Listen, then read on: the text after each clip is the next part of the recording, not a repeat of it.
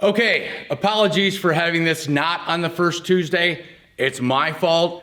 I thought the 30th of September was on Tuesday. My fault. Sorry about that. So here we go, episode 3.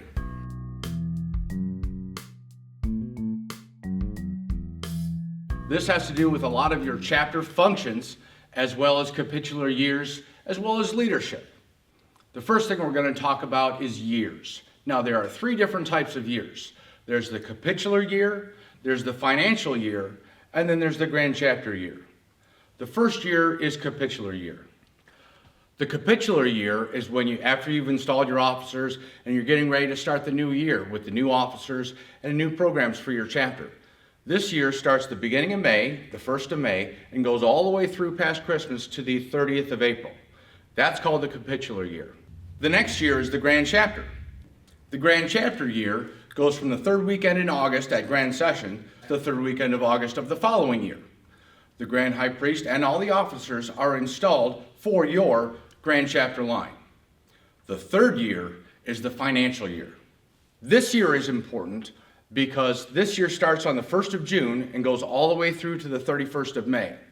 The reason why this year is important and why you need to have your financial returns and your annual returns in by the 15th of May is so that the grand chapter can square our books by the 31st of May.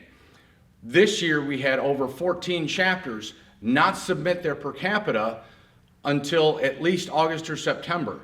This makes squaring the books difficult for grand chapter as we have to estimate future gains with per capita payments. Please, secretaries and treasurers and chapters alike, ensure that your annual returns and your per capita are paid by the 15th of May. The duties and responsibilities of each chapter fall upon the high priest.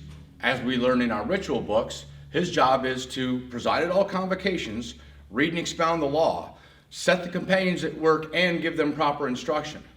So he can't just tell all of his companions, here, go do this, without giving them proper instruction.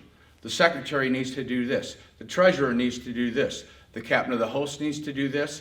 And not just for opening or closing or doing ritual work, but also for what's done in the shadows. Setting up tables for after your chapter meeting for fellowship, getting all the costumes together, and things like that. Make sure all your companions know what to do. The next is the secretary.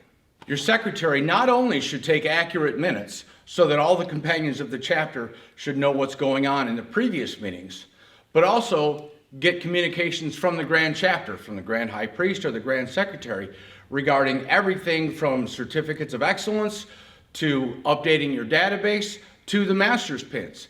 Everything that he receives from the grand chapter, ensure that the secretary transmits to the members of the chapter. The next is the treasurer. The treasurer has control over the checkbook. With the assent of the high priest and the chapter, he distributes all the monies, not only for the grand chapter per capita, but also for financial aid and assistance to worthy companions and other charities that the chapter seems so. The next are all the remaining companions of the chapter. All the companions of the chapter are responsible for the chapter's well-being. The high priest may be able to be the sole person that's responsible, but all the companions are responsible for the well-being of their lodge. Captain of the host, the principal sojourner, the royal arch captain, everyone has great ideas. We all have checks and balances, and that's what makes the entire universe, not just the chapter, but that's what makes the entire universe run in balance. Next, we're going to talk about leadership. When we refer to leadership, there are multiple individuals that go to businesses throughout the country and talk about leadership in one way or another, from the CEO all the way down to the frontline worker. In a lodge, you're talking about from the worshipful master all the way down to the sentinel to all the brothers in the lodge. And from the chapter, from the high priest all the way down to the newest companion who just received his royal arch degree. These people who are experts on leadership can give all-day lectures, all weekend-long lectures. If you look on the website, there's all different kinds of sections for leadership. The only thing that I ask is for leaders to lead by example. Lead by example in everything you do, not just within the chapter, but within your entire life.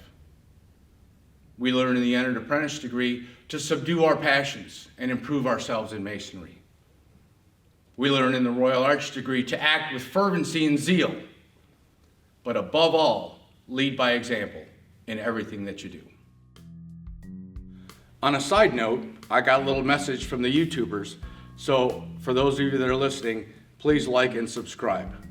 I don't care if you do or not, but I got a little message from the YouTube people. Until I see you again, keep seeking further light in masonry.